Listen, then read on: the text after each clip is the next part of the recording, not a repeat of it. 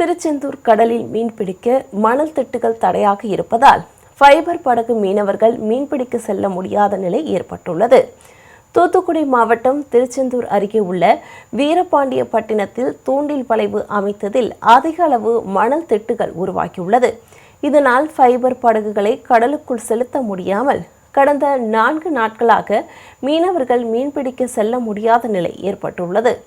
திருச்செந்தூர் பகுதியில் உள்ள மணல் திட்டுகளை அகற்றுவதோடு அதற்கு காரணமாக உள்ள தூண்டில் வளைவையும் முறையாக அமைக்க வேண்டும் என மீனவர்கள் வலியுறுத்தியுள்ளனர். என்ன செய்யணும், ஒன்றுமே செய்ய முடியாமல் போயிட்டு ரொம்ப கஷ்டப்பட்டு கொஞ்ச நாளாக கடலுக்கு போக முடியாத அளவுக்கு நிலைமை சுத்தமாக முங்கி போச்சு. இப்போ நாங்கள் கடலுக்கே போக முடியாமல் ஒரு 4 நாள் ஆயிடுச்சு. இப்படி இருக்க நாங்கள் என்ன தான் செய்யணும், ஒன்றுமே செய்ய முடியல, முழிச்சுக்கிட்டு இருக்கோம்.